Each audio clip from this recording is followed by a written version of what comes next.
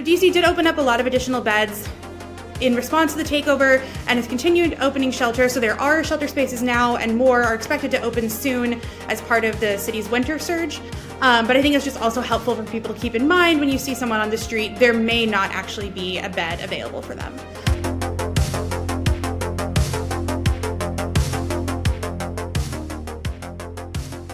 Today's guest is someone whose work sits at the heart of one of the most pressing issues in Washington, D.C., homelessness and poverty. Annemarie Cuccia is the editor-in-chief of Street Sense Media, the nonprofit street paper that has been amplifying the voices and stories of people experiencing homelessness for over 20 years. In her role, Annemarie leads Street Sense's newsroom, covering everything from the city's housing policies to the realities of life on the street, with the kind of perspective you don't always see in mainstream media. Before stepping into her current role, she reported on D.C. government, housing, and criminal justice, which gave her a unique vantage point on how policies play out in real time for the city's most vulnerable residents.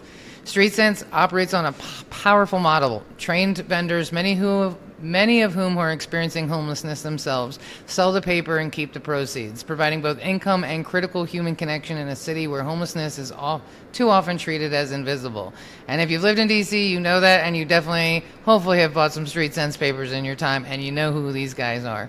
Annemarie isn't just editing the story, she's helping to guide a newsroom that's accountable first to the people whose voices are most often let out of the conversation. In this episode, we're going to talk about the recent takeover in D.C. What does that mean for people living without housing? We're going to talk about the realities of encampment clearings, how the vendors are reacting, and what really happens when people are moved from one block to another, but not into housing. So, without any further ado, Street Sense is not just a paper, by the way. It's a community, a platform, and so please take a look and learn more about them by visiting streetsensemedia.org and follow them on all of the handles at Street Sense DC. And better yet, next time you see a Street Sense vendor, please buy a paper, especially knowing that it goes right into their pocket. So please join me in welcoming Annemarie to the show. Thank you so much. Yeah, thank you so much, Molly. I'm so excited to be here and hopefully share some of the great reporting that our team has been doing with all of you. I have so much respect for you guys. I've always really enjoyed the Street Sense people that are out there. They're like if you've left your house in DC, you have some experience, and they're really a part of our community, and what you guys are doing is really important. Let's talk about the DC takeover and how that's impacted people who are experiencing homelessness right now.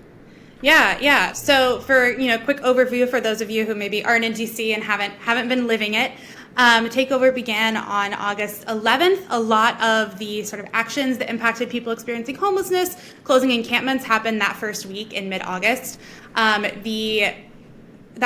Part of that was that Trump had federalized the DC local police. That part has ended now. That ended in early September. Right now, the main continuing impact is the National Guard here and immigration enforcement, which is definitely very impactful to a lot of communities. It has not meant as many encampment sweeps, so a lot of sort of the impact was really concentrated in those first few weeks in August, but we've been talking to people, following up with them for the last 2 months, and their lives have still definitely been changed by what happened in those first couple of weeks. So what are some of the biggest misconceptions about people the experiencing homelessness in DC? Yeah.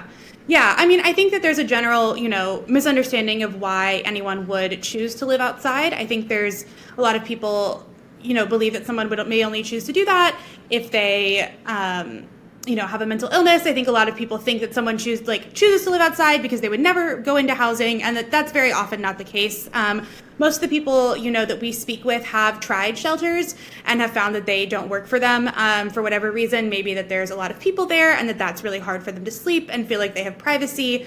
Maybe they're really concerned about their health, and the proximity to other people and getting germs is something that they're really worried about. So, while the city encourages everyone to go into shelter and advocates agree that is sort of the best option, there are people that are outside. I think another misconception is that there are people who choose to live outside, because before the takeover began, DC's shelters were full, essentially. There were not, if 30 people had decided on a dime, hey, I really want to go into shelter, you're right, that's going to be better for me, there wouldn't have been space for them. And so DC did open up a lot of additional beds in response to the takeover and has continued opening shelters. So there are shelter spaces now, and more are expected to open soon as part of the city's winter surge. But I think it's just also helpful for people to keep in mind when you see someone on the street, there may not actually be a bed available for them. And then I think the other misconceptions are around why people are experiencing homelessness. There's a prevailing narrative in the culture that homelessness is often the result of mental health issues or drug addiction. I mean, that is verbatim what the president said in his executive order in July, making it easier, encouraging cities to criminalize homelessness. And that can play into it for some people, just like it might in any population. But a lot of people, it really is more about the cost of housing, affordability, issues with, having a wage that keeps up with prices in DC. We spoke to, one person that I may talk a little bit more about who was displaced through the clearings, was at work when he was displaced because he has a job, he pays child support, but he doesn't have enough left over to rent an apartment. And I think, even when there are people who are living on the street and maybe also experiencing a mental health crisis or also using substances, a lot of the times it's not that they became homeless because they were doing that, but that the experience of being homeless, which is incredibly traumatic and draining and isolating, can lead people to need to cope in certain ways. And I think that there's not necessarily a great understanding of that either. Well, yeah, I mean, listen, you got soccer moms going to practice with koozies full of wine, and that's okay. But if you're experiencing one of the worst things that could ever possibly happen to you, talk about abandonment, hunger, dehumanization, sexual assault, everything else, and you're not allowed to soften the blow. I mean, it's just sort of, I'm not encouraging it, but at the same time, I feel like so many people are so disconnected from the reality of life, Yeah, and I can also add, I mean, we'll be mainly talking about visible homelessness and encampments today, because that was what was impacted, but also what people see, on the streets when they're walking around, when they see homelessness, is a small part of the homeless population. In DC, I think there are about 800 people that are estimated to sleep on the streets on any given night, but there are 5,000 people at least total that are experiencing homelessness. So the majority of people are in shelters, they're in temporary and transitional housing, they're in the process of getting housing vouchers, maybe they're staying with family, maybe, whatever it may be, and you probably couldn't tell if you walked by them, on the street that they were someone experiencing homelessness. And so I think, people living outside are very vulnerable, and I think it makes sense to focus a lot of attention on them. But I do want to mention there are thousands of other people experiencing homelessness who may not fit into what people's narratives are.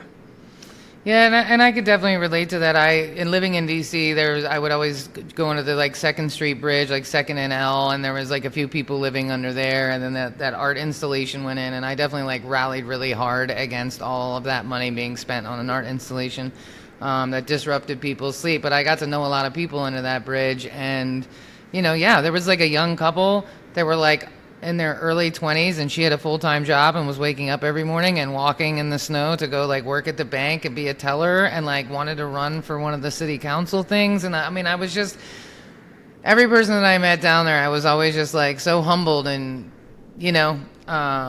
really inclined to do something, because it's sure, there was people under there struggling with mental issues, but there was everybody was doing the best that they could. And they're real people, real people. And I don't think people realize they're 1 or 2 bad paychecks away or a canceled government contract away from being in that position themselves. What do the people who are advocating for these people, and what do these people need the most right now in this moment? I mean, I think, so I can zoom out a little bit. Part of the impact of the sweeps that happened during the takeover that is difficult is that people are further from the resources that they were using. So there are 3 or 4 people, at least that we've spoken to extensively, who had a pretty solid routine about there were certain meal programs, certain day centers they would go to. They slept in places that were near that because then it was easy for them to get food, easy for them to connect with their case managers. Because they were all affected by sweeps that were led by DC Metropolitan Police, presumably with direction from the federal government, and they've all scattered, and they're generally either living in unsafe situations still close to where they are, where they were, very far away, like a 2-hour bus journey to the services that they were connected to before, or sort of moving around every night. Again, maybe, these other people I'm thinking of, quite a long walk away from services. And so I think part of it is that they did already have some of those things that they were looking for, right? Somewhere that they could go during the day to get food, and that this has made it harder for them to access it. I would say, most of the people that we talk to are in the housing voucher process in some way. And, I think we hear it a lot from advocates as well, that what they're looking for is ultimately housing. I think that's the thing that comes up the most often. And does housing for people in this situation, does that include like the smaller homeless shelters that kind of move into neighborhoods? Because I know there's like a lot of pushback on that, right? Like nobody wants a homeless shelter at the end of their block, but at the same time, is DC making any progress on some of those things? Yeah. So they're non-congregate shelters, which can be more appealing to people because they have more privacy, which is different than a lot of the larger shelters. And they also can sometimes allow for some things that larger shelters don't allow for. For instance, if you're an adult couple or like an adult brother and sister, or an adult heterosexual couple, you can't stay in the city's other shelters because they're segregated by gender. And if you're a family, there's a family shelter, but if you're all adults, then that doesn't work. And so the non-congregate shelters can also allow, families like that to stay together and just provide a little bit more flexibility. So there was one that opened up in Foggy Bottom, the Aston, I think about a year ago now, and has, I think, capacity for about 100 residents. There are advocates who are pushing for there to be more capacity there, because theoretically there might be more space for more people to move in. And then the city actually opened its second non-congregate shelter, which is called the E Street Shelter, and is sort of over by Union Station sometime earlier last month. And so they're starting to move people in there as well. So there definitely is movement in that. And that is something that we had seen, earlier this summer, spring, before the takeover, was people who were at encampments that were being cleared by the city, because the city also clears encampments, were being offered space in those non-congregate shelters. Didn't seem to work for everyone, but I think that is something that seems to be on the move. I mean, that's promising, because it felt like we were moving in the other direction a few years ago when I was there and paying more attention. So let's talk about Street Sense Media. Like, what role does your journalism play in the perception of homelessness? Like, I know for me, like meeting some of these, I wish I could remember his name, and if I showed you a picture, you'd be like, oh yes, because he's been around for years, but he's just like a lovely man, and he's kind of always there on the weekends, and like, it's sort of like, not that it was an inhumane situation, but it just humanized the whole environment, right? And if you live in DC, it's like it feels like a lot of people just really put this like ice wall up and pretend like it's not happening. And then you have people really trying to help. And I've always felt like Street Sense was like an organization that was really trying to help. So how does your work kind of help with everything? Yeah, thank you. We appreciate that. Yeah, I mean, I think I really see our role as like providing really quality, empathetic, understanding information, both to people who are experiencing homelessness or are low income, about the resources they can access, about maybe issues that have arisen in programs that they rely on or are considering, and then to sort of go to the rest of the DC community and try to honestly portray, what people are facing. We're really lucky as a journalism outlet that we're able to just focus on that issue, and we're able to, we put out a print paper twice a month, essentially. So we do have a second to sort of, step back from some of the demands of, get everything out now, to take time to talk to people. And we have the leisure to sort of build that beat a little bit more than someone in another newsroom might. And so we try to, really center people through our stories, whether that is, we have about 100 active vendors who sell the paper, and they might come in the office and tell me about something they've heard, or I know that someone is going through something that's similar to what one of our reporters is writing about, and so I'll connect them. So sometimes some of it's through that. I think doing it with the vendors makes it, a lot easier. We are very much like centered in community, and that's also, I think, an advantage that we have.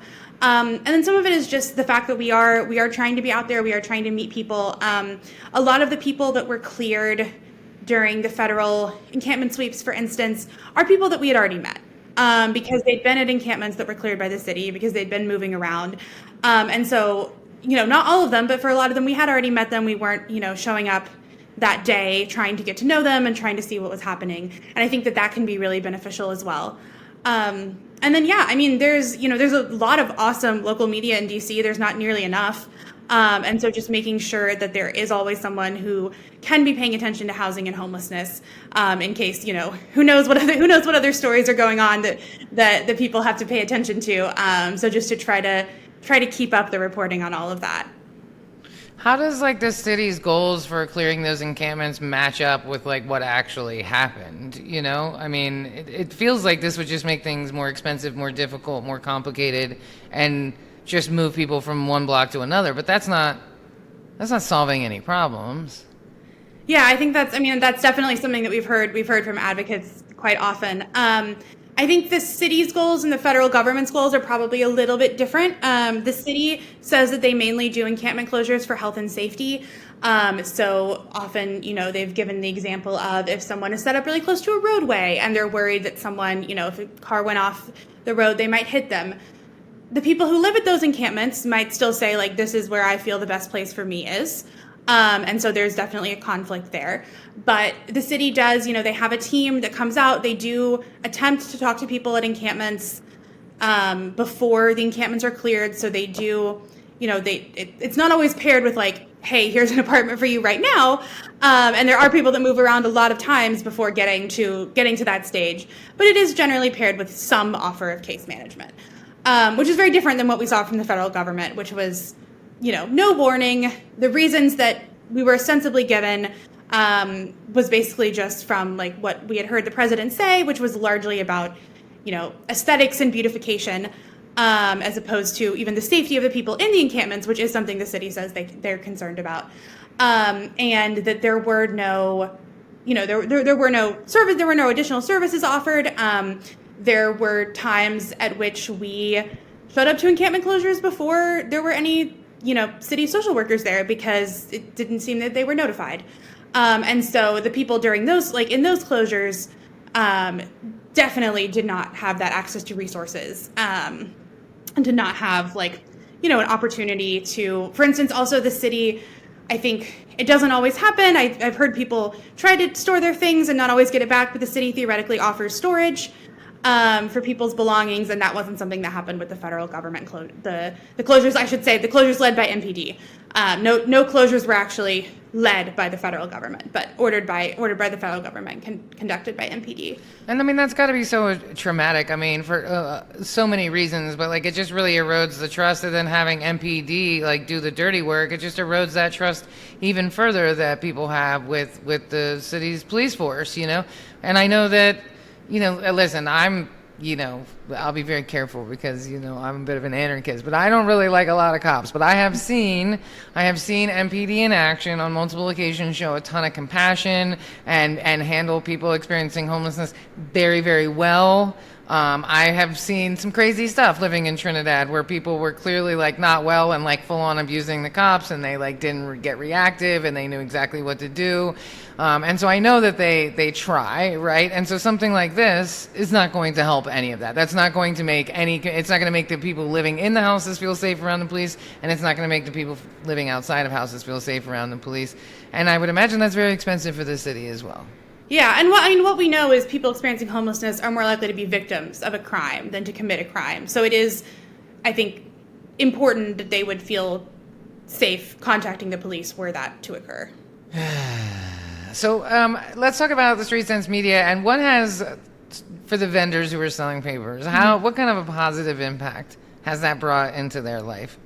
Yeah, I think I think a lot of people have been very happy with it. We do surveys every 6 months or so, asking vendors what sort of impact Street Sense has had, and if it's positive, and it's overwhelmingly, I think 95% saying a measurable positive impact, which is really, really great to hear. For the person, I think exactly what that looks like can range. Some people mainly write for us, and so they make a little bit of money off what they write, but then maybe also the act of writing, of having somewhere to come and get their thoughts down, is therapeutic or beneficial in some way. There are people who are really, really high sellers and do make, a lot of our vendors have actually over the years moved into housing because a lot of them are longtime vendors who were homeless when they began selling and now have moved into like government subsidized housing. And so a lot of people, are able to take what they make here and use that to get food, get cover their expenses that they wouldn't be able to otherwise, which I think is really helpful. We do also have a case manager on site, so he is able to help. We don't specifically distribute housing vouchers, but can work with vendors and their other case management teams to get people into housing, and then also just having a community and somewhere to be. It varies, depends on the person, but we do hear from people who say selling the paper was a really important step in them getting out of homelessness or has made a really important difference in their life, which is really wonderful to hear. Yeah, I saw the other day that Abel Putu has been selling the papers, and now he's in housing for the first time in a long time, because of the work that you guys have been doing. And that's really amazing. I'm certainly not an expert at all, but I had a good friend who lived under that bridge, and I left in the pandemic, and I don't know what's happened to her, but she didn't want to be in housing. She would disappear for a little while and come back and say, where'd you go? And she's like, well, I was at this lady's house, but I need my privacy. I said, okay, but who knows what was really happening or where she was or, what was going on. And, that woman showed me more kindness and more empathy. I remember one time I stopped by to see her, and she had gotten me a greeting card and a little jar of mustard seed, and she wrote inside the greeting. And I don't even buy people greeting cards, you know what I mean? And so, yeah, that lack of I could never understand how people could be so disconnected from it. And so I think what you do is so important. It's so important, and we're losing our humanity so quickly in this country and in this world. And so, thank you so much. I know that's not why you came on here, but thank you all for everything that you do. If people are listening to this and they're like, this is an awesome organization, I got a bunch of money to throw at it, or I got time, or I got whatever, how can people be helpful in Street Sense Media to make it even more effective? Yeah. So, the first thing, if you're in the DC area, if you see a vendor, we always encourage you to buy the paper. The vendors buy the paper from us for a small amount, and then whatever they get when they sell it stays with them. So whatever, donation you give the vendor, that will go directly to them. That's an awesome way to support, what they're working for. They have these vests that say, I'm working to end homelessness, and that's what they're working towards. If you are interested in staying in touch with us in other ways, we have a website, streetsensemedia.org, and all of our articles also go online there. So if you are interested in staying informed about what's happening with homelessness in DC, but you're not always here and not always able to get a paper from a vendor, you can check out our online articles. We've also been doing some coverage of federal policy changes, given that we are here and there are lots of those coming. So even if you're not in DC, I would encourage you to take a look. We've got some stuff coming up soon about different policy changes at HUD. So trying to stay on top of that as best we can as well. And then through the website, you can also find links to sign up for our newsletter. I send out a newsletter every other week with a roundup of the most recent news, some news in homelessness and housing from across the city, some news from across the country, which is a great way to, broaden your knowledge around the issue of homelessness. And then we, of course, have, our donate button on our website, and always appreciate that. We are nearly entirely funded through small dollar donations and grants and a little bit of corporate sponsorship. And like I said, the money that vendors receive does stay with them, so we don't make a ton of money off of selling the paper. So we do, we appreciate anything you're able to give, and that helps us be able to keep producing the paper and keep supporting our vendors. Excellent. And are you a nonprofit? We are, yes. Yeah. There you go. So it's tax deductible, people. There's no reason for you to not give a whole bunch of money to Street Sense Media. That's incredible. I will definitely be checking out the website more and put a donation up since I'm not there to buy a paper. And yeah, maybe next time you see a Street Sense person in the street, you buy 2 newspapers. So, and of course, me as a business mind, I know that selling the paper can't be enough to fund the whole operation. So you're really existing off of the donations and kindness of others and the empathy of others, if I'm not mistaken. Yeah, and we've been able to get in the past some really awesome grants to help fund our journalism, especially. And then I know we get some other grants for a lot of the work we do, but definitely a lot of the support of our community in different ways. So we really appreciate that. And do you think any of those grant opportunities might not be in as abundance moving forward? I mean, it sort of feels that way. So maybe those donations are even more important than ever before. Yeah, I don't know that we've seen that play out directly yet, but I think it's something we're watching, and definitely want to keep reporting during this time. So, well, hopefully you get all the grants and all of the donations. That feel free, people. Don't hold back. Don't hold back. Well, Annemarie, thank you so much for being on the show today. Like I said, I really have so much respect for what you guys do over there, and happy to invite you back anytime. And hopefully we'll get the word out about Street Sense, and who knows, maybe people will even be inclined to do something in their own city similar, or support you through the work you're already doing. Yeah, and I should have said there are other street papers across the United States and across the world. So if this was really interesting, but you're not in DC, you can go to the International Network of Street Papers, INSP, and figure out if there's one near you. A lot of, I would say, major, if you're in one of the biggest 2 or 3 cities in your state, there's a chance there might be one there. So I would definitely take a look. That's amazing. That's super good to know. So thank you for sharing that information. So Annemarie, thank you again for being on the show. Thank you for your time. I know you're a very busy person. Thank you for tuning in today. I hope you guys enjoyed the conversation. Please consider, buying a few papers from the next Street Sense person you see on the streets, checking out their mission, and maybe just thinking a little bit differently about the people who are in your towns, who are struggling, who are people too, right? We all need help sometimes, and storytelling is the best way to get that done. So thank you for your time, and we'll look forward to you guys for the next one. Thank you.